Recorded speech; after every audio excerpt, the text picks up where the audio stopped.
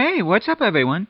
Tedrick85 here, and today I'm going to be talking about Chapter 3 of Book 1 of The Legend of Korra, titled The Revelation. This episode, we get to see Korra, Mako, and Bolin continue their pro-bending training, and we also get to find out just how poor they are because of a gentleman coming in and, first of all, he ends up paying them for being in a tournament and that, but he ends up taking all the money away just as quick as he gives it to them. And not only does he take all their money, but he also says that they must come up with at least 30,000 yuans to stay in the tournament or else they have to drop out. And in being poor, the brothers don't really have that kind of money, so they're kind of stuck between a rock and a hard place, and they're trying to think of ways they can raise money in that. Bolin came up with the idea of Pablo being a performer out in the streets and that, and Mako quickly dismissed it and said that he would like some serious ideas and that, but Bolin, being the way that he is, he ends up doing it anyway, and he ends up making 1 yuan from a passerby and that, but while him and Pablo were out in the street, a guy named Shady Shan approaches him and he offers him a position to work for Lightning Bolt Zolt and Triple Threat Triad, which Bolin is kind of hesitant first because of he tells Shady Shan he doesn't want to get involved with that kind of stuff, but Shady Shan ends up tossing a whole bunch of money in his hat, so Bolin agrees, seeing how much he was willing to pay in that. And while this is happening, Mako is working at a power plant where he generates electricity. And here he ends up going back to his home, which of course is up in the attic of the pro bending arena. And he wants to tell Bolin how his day was, but Bolin ended up not being there, so he ends up having to go up to Korra and that, and he asks her if she's seen him and that, which she says no, and that, well, this is while she's with the airbending kids and that, and she offers to help Mako look for Bolin, even though Mako is kind of hesitant at that, because you can kind of tell where Mako's still kind of iffy when it comes to being around Korra and that, but he ends up agreeing to have her help him out in that, and here they're out looking for him, riding on Naga and that, and here they come across this kid and that, and ask if he's seen Bolin, and he says he can only tell them if he pays them, in which Mako agrees. He gives him some money and that, and here he ends up telling Korra and Mako that the Triple Threat Triad hired him to do some work for them, and Mako and Korra end up proceeding to go to their headquarters and that, which they end up finding Pabu, but there's no sign of Bolin, which naturally Mako ends up getting kind of worried in that, but Korra and he keeps on looking in that, and here what ends up happening is that they end up seeing Bolin, but he ends up being kidnapped by some equalists in that, and because of this, they end up chasing after them, and I thought this fighting sequence is pretty cool, and we get to see not only Korra fight, but Mako fighting out of the pro bending arena, which I thought was pretty cool.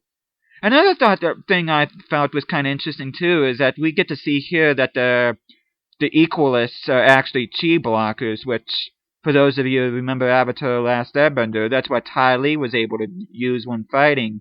She was able to block Katara's bending while she was fighting her, and she also blocked Azula's lightning bending in that, so just like Ty Lee, these equalists are able to block the chi and the benders so that they won't be able to bend in that, which Korra panics in that, but after the fight, Mako tells her that it's just a temporary thing in that, and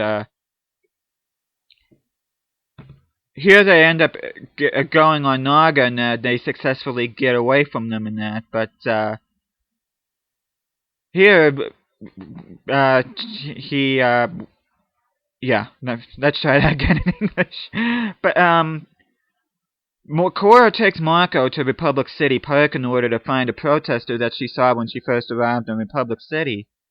And, here they have an intimate talk, which, Mako ends up explaining to her that, he once worked for the Triple Threat Triad, which Korra was not happy to find out about, and she ends up kind of ripping into him, but Mako explained that the only reason why he did it was out of brother's love, and that he had to do it at the time because him and Mako were orphaned. Both their parents got killed, so Mako was just being the big brother and making sure that he was able to give Bolin what he needed in that. So while they're talking, they end up waiting for the protester in that, which the protester doesn't come back, to which Korra tries to interrogate him to spill his guts in that. While this happens, there's these flyers in that go over the place while Korra was doing her aggressive negotiations on him. And the flyers had on there about a revelation.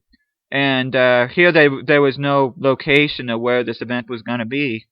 And Korra is wondering why there was no location in that. And here Mako ends up discovering that there's 4 different images on the flyers, which, when he put them together, makes a map of the location of the revelation. So they happen to go to this location incognito, and the bouncer, I guess you could call him, ends up asking him about if they have any way to get in, and Mako ends up handing them a flyer and that, and here the bouncer ends up letting them go, but I think this is part of the episode coming up where things will really start getting intense, because here we finally get to see Amon. I mean, besides the last part of the first episode, but we actually get to see the big bad of this book. And Amon proceeds to tell them his backstory, which he pretty much says that he and his family were non-benders, being on a small farm and that, and he talked about how a firebender took his family away from him, as well as took away his face, and that's why he wears a mask, so that no one has to see the scars and that. And while after he says his backstory, he ends up bashing the Avatar by saying that the Avatar and bending in general is responsible for every war in the world. And he also claims that the spirits have spoken to him and that the Avatar has failed the world. He also tells the spectators out in this meeting that the spirits bestowed him with a power that can take a person's bending away, to which Mako and Korra looked kind of shocked, which rightfully so, because in the last series, whenever we saw about bending being taken away was when Aang took away Fire Lord Ozai's bending. So here they're a bit skeptical about it, and of course they really don't know a whole lot about Amon yet. And here Amon ends up proceeding to bring Lightning Bolt, Zolt, the Triple Threat Triad, and Bolin on stage. And Korra wants to rescue Bolin immediately, and Mako tells her to be patient and that, and the right time will come, and that you can't take all of them out on once. And I think this part of the episode really resonated with me, because here he ends up letting Lightning Bolt Zolt fight to keep us bending and that, which in a way, it doesn't make him a complete monster, but heck, what am I saying? He is a monster. He's not a very good person at all, and Lightning Bolt Zolt threw everything he had at him, but Amon was easily evaded all of his attacks and rather beat Lightning Bolt Zolt easily, and Amon proceeds to strip Zolt of his bending, which I remember when I first saw this episode and I was like, that's it. Because remember when Aang took away Ozai's bending and that, there was like all these glowing lights. There was a red light and a blue light and that, and it was real extravagant. Around here, all he did was make a simple hand gesture, and poof, his Lightning Bolt Zolt's bending and that is gone. And here we see that he took away his bending because Lightning Bolt Zolt tries to retaliate afterwards, and he wasn't able to do a darn thing afterwards. And he was like, "What did you do to me?" And pretty much Amon said, to paraphrase, "I told you so."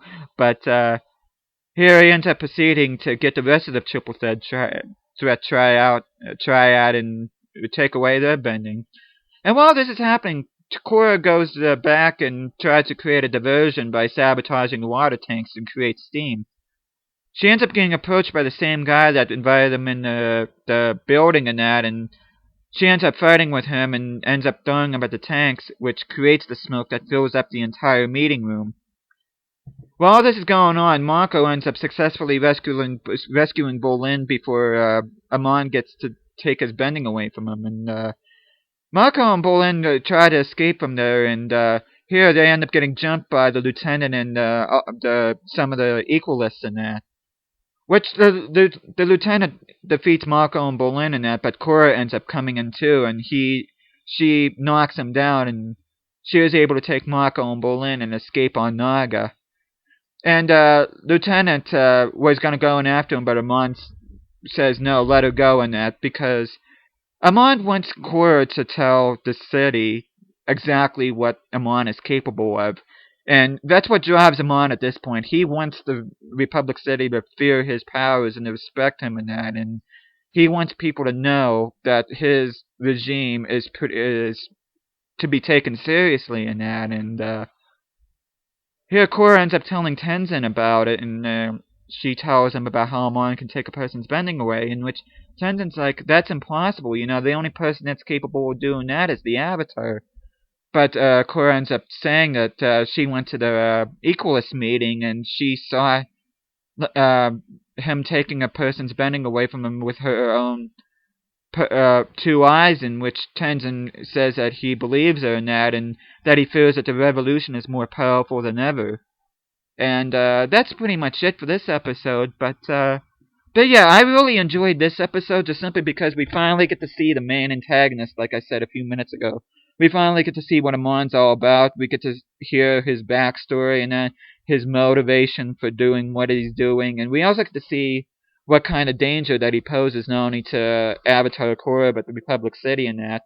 And also to all the benders in that may live in Republic City. But there's a lot of things going on here that, and not only do we get to see Amon finally, but we get to see a little bit more of Mako and Bolin's backstory too. We get to see how they're pretty much close knit in that, look after each other and that, and they're just brotherly love, so to speak. And I thought that was pretty neat seeing that. And we also get to see just from Korra's perspective, too, because I think she's finally starting to realize the gravity of the situation. And she saw Amon and she's like, oh, crap, this guy's not to be taken lightly and that. So she really, I think, is really starting to understand just how serious things are in Republic City, even though Tenzin kind of gave her heads up that things are kind of dangerous in there right now. But I don't think she really realized on the scale that it was until she saw Amon do his bending stripping for herself and that. And but yeah, it's I remember watching it the first time. I was kind of puzzled in that how Amon took away people's bending until I watched the book one finale in that. But yeah, this was a pretty decent episode, and it's a nice setup for the next episode, which I will talk about here in a short bit in that. And I should say before I leave here that the next episode is the first appearance of Asami, which I can't wait to talk about her and that, and how her and Mako met, and how she met Korra and all that. But I'll get into more of that in the next video and that. But as far as this episode, I think I pretty much covered everything there is to talk about in that. But yeah, thank you for listening to this, and I will see you again next time.